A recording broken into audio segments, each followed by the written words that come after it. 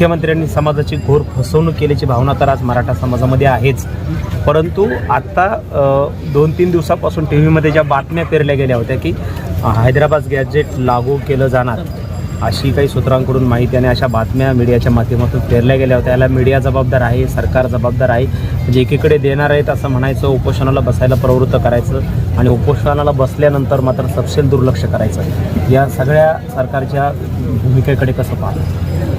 यामध्ये आम्ही या भूमिकेकडे याच दृष्टीने पाहतो की वेळ मारून निघायची, कारण त्यांना माहीत आहे आता विधानसभा जवळ आली, आता आचारसंहिता लागल, मग त्यांना बहाणा होईल की मराठा समाजाला आचारसंहितात काही निर्णय घेता येत नाहीत सरकारला, त्यामुळं ही वेळ मारून निघली. निवडणुकीत झाल्याच्या नंतर मग पुढचं काय करता येईल ते पाहू. पण हे वेळ मारू काढणारं सरकार होता, मनोजदादांची फसवणूक केली.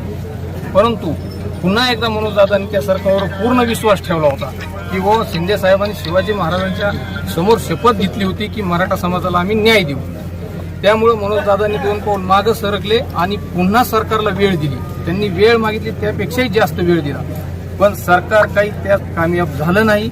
फक्त हे सरकार वेळ काढू सरकार आहे, हे काही मराठा समाजाला न्याय देणार नाही.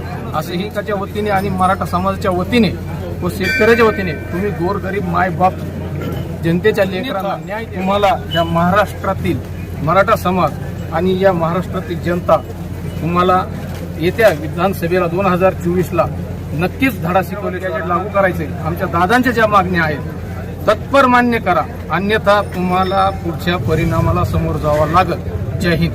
मनोज दादा तुम आगे बढ़ो.